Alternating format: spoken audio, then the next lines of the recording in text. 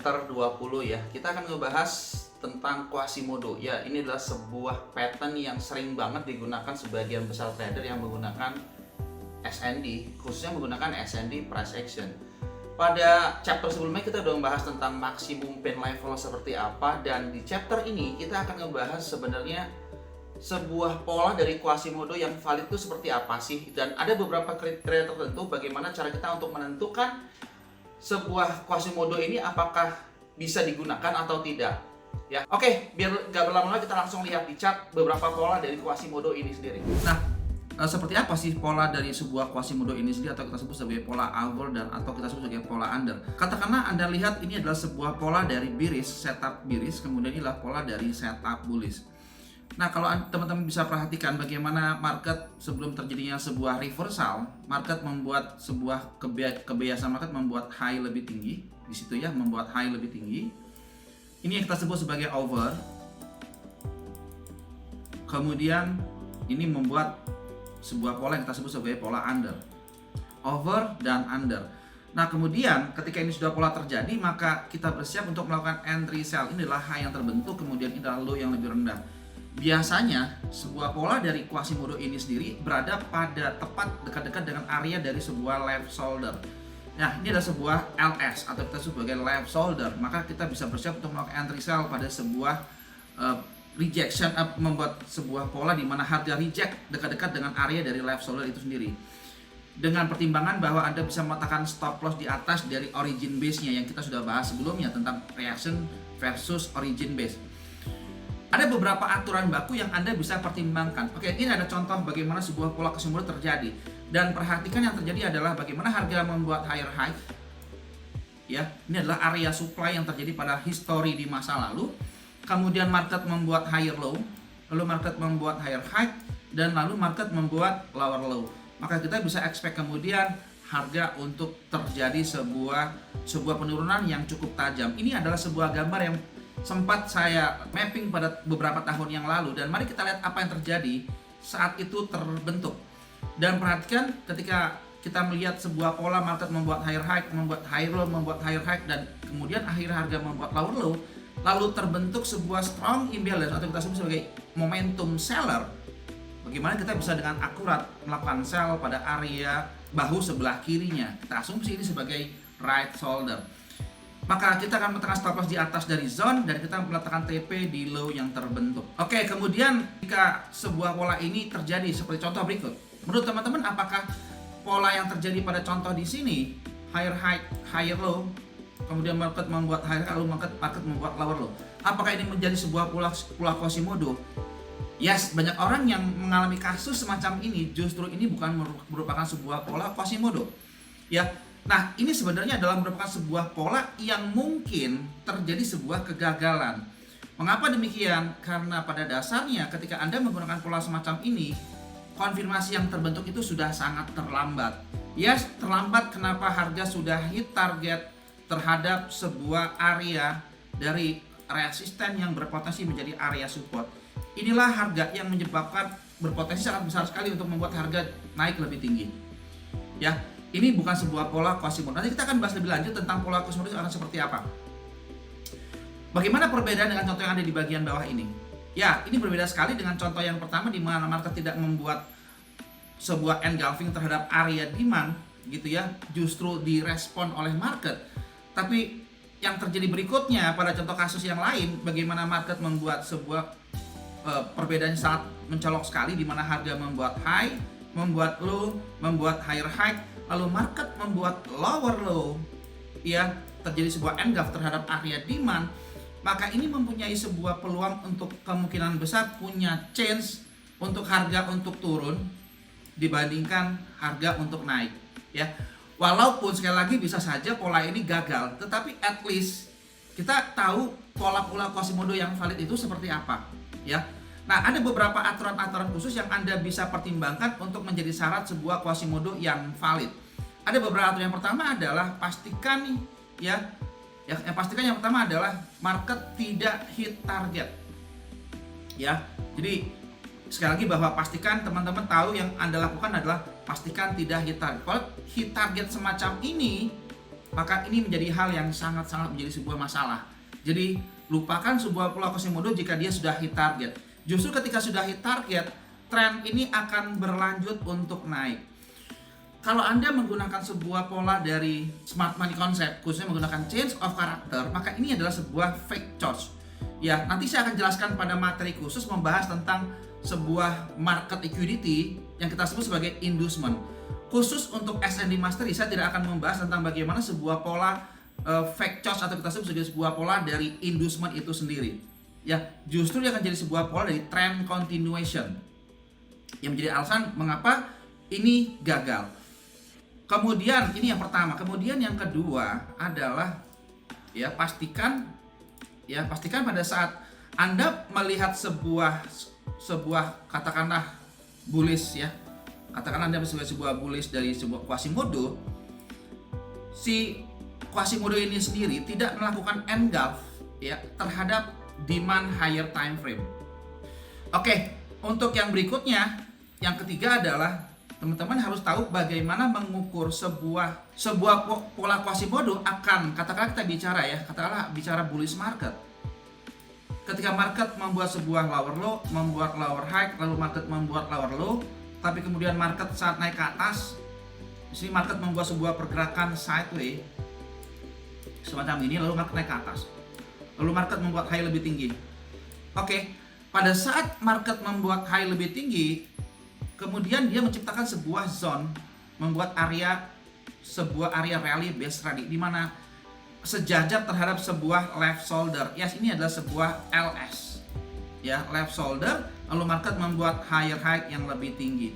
Biasanya area base yang terbentuk pada sebuah left shoulder dari sebuah Quasimodo semacam ini mempunyai peluang yang sangat bagus sekali yang kita bisa pertimbangkan untuk meletakkan entry berada pada sebuah area dari area demand-nya. So, Anda bisa melakukan posisi buy di area ini dan ekspektasi harga untuk naik. Nah, ini yang uniknya. Kalau Anda menggunakan pendekatan dari sebuah pola Quasimodo yang mana terbentuk base atau kita sebut sebagai DP, nanti ada pembahasan khusus tentang DP di sesi berikutnya di SND Mastery Power Revolution. Ketika sebuah base atau DP terbentuk pada sebuah left shoulder, maka Anda sebenarnya boleh saja, kalau Anda pertimbangkan untuk meletakkan stop loss lebih kecil, Anda bisa meletakkan stop loss di bawah dari sebuah DP yang terbentuk. Nah, apa uniknya atau apa kelebihan ketika Anda meletakkan stop loss di bawah dari sebuah DP? Maka pastinya kita akan mendapatkan reward yang sangat-sangat bagus sekali dengan menggunakan acuan dari lower time frame. Tetapi jika Anda menggunakan pendekatan yang berbeda, ini contoh variasi yang kedua variasi yang kedua.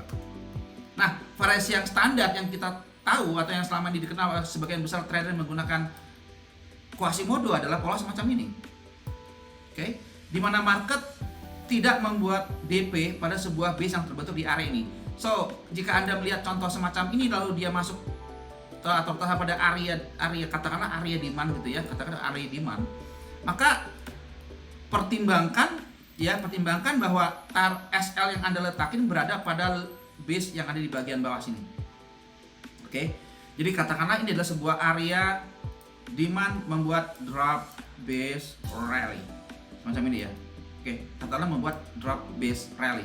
Maka biasanya kita bisa meletakkan stop loss di bawah dari base yang terbentuk dari origin base. So, ini yang menjadi perbedaan mendasar. Apakah Anda menggunakan sebuah konfirmasi dari variasi yang kedua di mana terjadi sebuah DP, maka Anda bisa meletakkan stop loss di bawah dari DP. Atau mungkin barangkali jika Anda mungkin pertimbangkan untuk meletakkan stop loss di bawah dari low. Ini masih bisa dilakukan Tetapi khusus jika Anda menemukan pola semacam ini, pertimbangkan untuk meletakkan stop loss di bawah dari origin base. Karena bisa saja terjadi sebuah market liquidity, sekali lagi market membuat low lebih rendah membuat low lebih rendah pada low yang di bawah sini, membuat low lebih rendah. Itu yang kita tidak harapkan. Tapi ketika itu terjadi, Anda sudah tahu bahwa stop loss di bawah dari sebuah origin base. Nah, sekarang perhatikan terjadi dengan contoh kasus di sini. Bagaimana terjadinya sebuah reaksi harga ini tepat berada pada sebuah area yang kita sebut sebagai maximum pain level. Jika headnya terjadi atau retest terhadap area dari sebuah maksimum pain level, maka kita bisa gunakan ini sebagai sebuah konfirmasi yang valid bahwa benar Quasimodo sudah terjadi dan valid dan saatnya kita masuk ke market. Dan mari kita lihat contoh di sini bagaimana terjadinya sebuah maksimum pain level. Yes, ini kita sebut sebagai maksimum pain level. Nah, mungkin teman-teman bertanya apa bedanya antara maksimum pain level dengan Quasimodo? Ya, sebuah pola yang sama-sama mirip karena membuat sebuah bahu sebelah kiri. Nah, ada hal mendasar yang mungkin Anda bisa gunakan sebagai acuan dalam melihat sebuah pola Quasimodo itu sendiri. Dan perhatikan terjadi kalau kita gunakan maksimum pain level, ini adalah sebuah zone di masa lalu yang ada left shoulder-nya. Sedangkan Quasimodo adalah merupakan sebuah pola dari konfirmasi harga. Kita langsung lihat di chart ya, seperti apa contoh dari sebuah pola Quasimodo pada contoh kasus real market. Sebuah pola dari kalau kita gunakan sebagai sebuah high-nya, ya ini adalah high yang terjadi, kita sebut sebagai sebuah high, gitu ya. Kita sebut sebagai high atau resisten yang berpotensi jadi area support. Pada saat retest yang pertama terjadi, bagaimana dia terjadi retest pada area dari sebuah resisten become support. Nah, satu hal dari pengalaman saya menggunakan pola Quasimodo ini adalah pastikan teman-teman tahu bahwa retest yang pertama terhadap area resisten become support di dalam sebuah flag rally based rally itu kita tidak bisa percaya sebagai sebuah konfirmasi yang valid. Jadi pastikan masuk sebuah headnya membuat low lebih rendah. Maka ketika dia sudah membuat low lebih rendah, contoh di sini market membuat low lebih rendah dan lalu mengenai sebuah area yang kita sebut sebagai area base di dalam sebuah zone gitu ya. Ini dekat-dekat dengan wilayah dari area dari maksimum pain level. Maka ini menjadi penentu di mana kita bisa melakukan entry buy. Oke, Anda bisa melakukan stop loss di bawah dari base yang terbentuk di level tersebut. Nah, sekarang kita ambil contoh yang lain adalah contoh dari sell setup. Oke, jadi Anda perhatikan bagaimana contoh buy setup terjadi, harga direspon pada sebuah area dari rally base rally.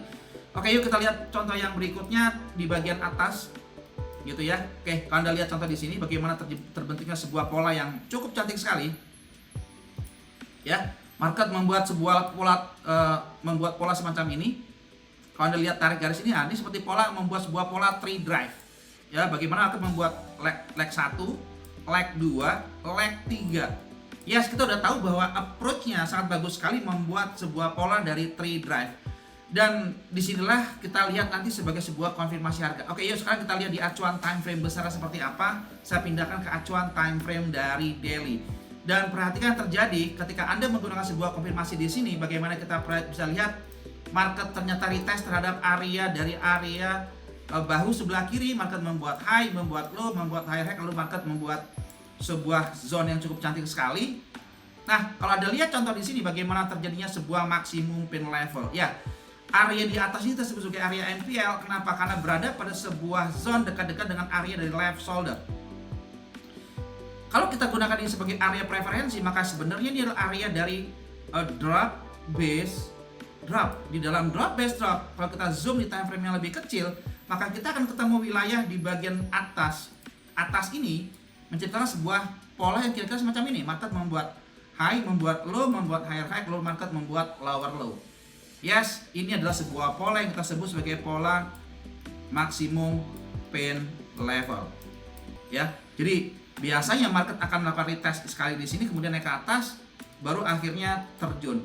Selama high di atas ini kena dari maksimum pain level, maka sebuah pola ini menjadi pola yang valid. Oke, yuk sekarang kita turunkan ke time frame yang lebih kecil. Kita pakai time frame H1 untuk melihat lebih jelas bagaimana pembentukan dari sebuah pola Quasimodo ini sendiri. Kita pakai time frame 30 untuk lihat lebih dekat. Oke, sekarang kita lihat contoh di sini bagaimana market sudah terbentuk sangat cantik sekali. Perhatikan terjadi market membuat higher high, membuat higher low, market membuat rally base rally, kemudian terjadi touch. Oke, kemudian akhirnya turun. Kemudian terjadi break di sini. Oke, perhatikan terjadi bagaimana market sudah memberikan sebuah indikasi bahwa kemungkinan besar harga akan turun. Bahkan Anda melihat contoh di sini bagaimana terjadinya sebuah area drop base drop. Kalau Anda gunakan time frame M15 atau M5, maka kita akan lihat pola semacam ini, membuat pola dari drop base drop. Nah, di sini secara tepat dia lokasinya dekat-dekat dengan area dari left shoulder. Oke, maka kita bisa melakukan entry sell. Anda bisa pertimbangkan stop loss bisa di atas dari sebuah base yang terbentuk, atau Anda bisa pertimbangkan asal di atas. Penempatan stop loss ini akan menentukan apakah target Anda sesuai secara risk reward. Nah, jadi cukup menarik sekali ya bagaimana market membuat high, membuat higher low, lalu market membuat higher high, lalu market membuat lower low. Maka kita bisa melakukan entry sell tepat pada sebuah area entry. Ketika Anda tahu pola semacam ini, maka ini timing yang pas untuk Anda masuk. Nah, oke, sekarang kita lihat bagaimana proses terbentuknya sebuah pola Quasimodo. Ini saya ambil dari ebook SMC Mastery yang sudah saya buat sekitar tahun ini gitu ya. Orang yang akan buru-buru untuk melakukan entry sell. Jadi ketika yang terjadi, Anda teman-teman akan melihat sebagai area dari drop base rally dan expect harga akan turun. Tapi apa yang terjadi kemudian adalah di luar ekspektasinya. Market mungkin harga akan sampai pada area di sini, contoh di sini ya. Ini adalah proses yang kedua yang terjadi, lalu kena di area resistance gap support. Kemudian yang terjadi berikutnya adalah market naik kembali menuju ke area dari area FTR atau area maksimum pen level. Oke, mungkin Anda penasaran dengan istilah apa beda antara FTR dengan MPL, Anda bisa refer ke materi saya sebelumnya yang membahas tentang FTR, yang membahas tentang maksimum pen level juga FTR. Dan perhatikan di sini bagaimana percobaan pertama adalah higher high, lalu market membuat higher low, tapi harga tertahan pada area resistance gap support, kemudian naik ke atas, dan ketika ini terjadi, maka ini akan menjadi sebuah pola yang valid. Ya, market bergerak sideways. Dan disinilah kata kuncinya, market membuat sebuah pergerakan yang cukup cantik sekali. Disinilah terjadi sebuah konfirmasi yang sangat-sangat ideal sekali. Market membuat lower low. Disinilah kita bisa masuk entry sell dan kita expect harga untuk turun. Mari kita lihat next berikutnya akan seperti apa. Harga turun lebih dalam, kemudian masuk dalam wilayah dari area drop base rally. Targetnya adalah berada pada area dari terdalam dari area maksimum pen level, dan itu terjadi pada contoh yang saya bahas pada contoh di chart ini. Ini contoh yang sama ketika harga masuk dalam wilayah zone. Kalau kita gunakan sebagai acuan time frame besarnya, ini adalah wilayah dari sebuah base ya. Nah, perhatikan ini adalah sebuah pola yang sangat cantik sekali pas di wilayah dari area supply. Kebetulan ada hidden base. Ini hidden base sebenarnya adalah kalau saya sebut di smart money concept sebagai imbalance range. Nanti kita akan bahas lebih lanjut tentang bagaimana cara mudah untuk mendeteksi terjadinya sebuah hidden base di lower time frame dengan menggunakan pendekatan imbalance range. Ya, so Anda jika menemukan pola semacam ini, maka ini akan sangat-sangat bagus yang kita gunakan sebagai preferensi dalam melakukan entry sell, dan ini menjadi trigger yang baik sekali dalam untuk melakukan entry. Dan kalau Anda menggunakan sebuah pola ini menunggu sebuah pola candlestick pattern terbentuk, contoh di sini, Anda menunggu pullback, maka ini tidak dapat. Ya, dalam banyak kasus kadang-kadang kalau Anda menggunakan pola seperti pola contoh semacam ini, di mana Anda nunggu pullback, sekali lagi bahwa bisa saja Anda tidak mendapatkan peluang dalam melakukan entry. Ya, so Anda perlu di tag di time frame lebih kecil untuk melihat sebuah pola-pola yang semacam ini. Semoga membantu.